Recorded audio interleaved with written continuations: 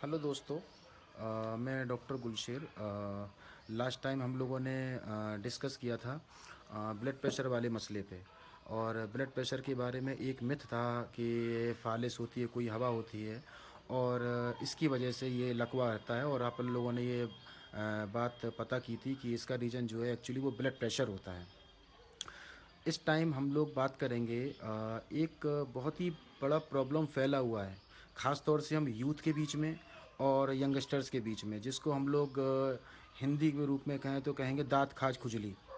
Doctor साहब दाद हो गई है, खाज हो गई है, खुजली हो गई है। एक्चुअली ये फंगल इन्फेक्शन होता है। फंगस मीन्स फफूंद। फफूंद क्या होता है कि जैसे हम लोग के घर में अचार होता है भाई, तो अचार में हम लोग कभी कहते हैं कि उसमें देखो फफूंदी लग गई है। सड़ी गली चीज़ें कुछ पड़ी रहती हैं, कुछ लकड़ी रहती है, उनमें छोटे छोटे छातों जैसी रचनाएं पैदा हो जाती हैं, तो उसको कहते हैं वो फफूंद होता है। तो इसी प्रकार से हजारों प्रकार की फफूंद दुनिया में मौजूद हैं। उसी में से कुछ प्रकार के फफूंद ऐसे होते हैं जो कि हमारे शरीर पे लग जाते हैं। बालों में लग जाएगा तो हम लोग कहेंगे क्या है, डैंड्रफ हो गया। गर्दन में आ गया, ये भी फफूंद है। कमर पे आ गया, ये भी फफूंद है। और अंडर गारमेंट्स वाला जो एरिया होता है हम लोगों का, वहाँ पे ये बहुत ज़्यादा प्रॉब्लम अटैक करता है, ये फंगस जो होता है। तो इसको हिंदी में फफूंद और अंग्रेजी में फंगल इन्फेक्शन के रूप से अपन लोग जानते हैं। और ये यंगस्टर्स में और यूथ में बहुत ही ज़्यादा प्रिवेलेंट है। इसके लिए क्या है, आप लोग करते क्या हैं, मेडिकल स्टोर जाते हैं, एक ट्यूब ले आते हैं। आपने ट्यूब लगाया, 4 दिन में ठीक हो गया। ठीक हो गया भैया। इसके बाद अगले महीने, 1.5 महीने में ये दोबारा हुआ आपको। फिर आप एक ट्यूब ले आए, आप कहे बैठ। सॉरी फॉर इंटरप्शन दोस्तों। हाँ, तो मैं अपनी बात कह रहा था कि जैसे ही हम लोग ट्यूब लाए मेडिकल स्टोर से, लगाया, ठीक हो गया।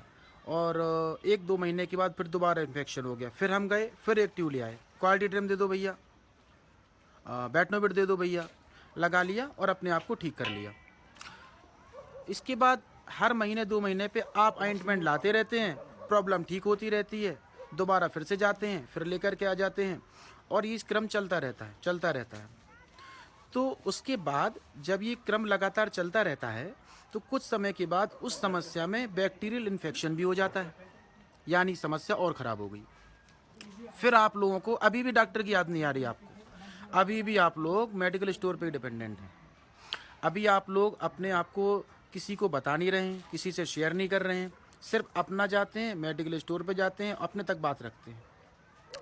जब प्रॉब्लम ज़्यादा बढ़ जाता है, फिर आप लोग डॉक्टरों के पास आए। डॉक्टर साहब ऐसा हो गया, कब से पूछा, कब से है, 1 साल, 1.5 साल, 2 साल। स्किन उस हिस्से की बर्न हो गई, डार्क कलर हो गया, स्किन भी खराब हो गई वहाँ की, चाहे वो अगल हो, बगल हो, शरीर का कोई भी हिस्सा हो, जहाँ पे भी इन्फेक्शन होता है, स्किन खराब कर लेने के बाद, डार्क कलर कर लेने के बाद, फिर आप लोग हमारे पास आते हैं। फिर हम लोग मेडिसिन देते हैं, या कोई भी उपयुक्त डॉक्टर जिसको भी आप लोग दिखाते हैं, वो जब दवाइयाँ देंगे तब जाके आपको सुधार होता है और ठीक हो जाते हैं। तो भाइयों, मेरा कहने का एक ये मतलब है कि ये समस्या हर वर्ग के लोगों में है, लेडीज़ को, जेंट्स को, सभी लोगों को है। 10 में से ये समझ लीजिए कि 8 लोगों को ये प्रॉब्लम है, लेकिन उन 8 लोगों में से 2 लोग इस प्रॉब्लम को शेयर करते हैं, बाकी 6 लोग छुपाए रखते हैं। छुपाए रखते हैं भैया, बताएंगे जब प्रॉब्लम बहुत बढ़ जाएगी।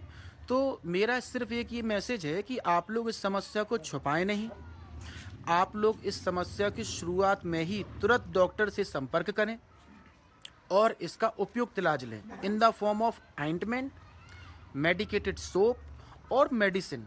मेडिसिन बहुत ज़रूरी है। अगर आप इस चीज़ के लिए दवाइयाँ नहीं खाएंगे तो ये मर्ज आपका जड़ से नहीं जाएगा।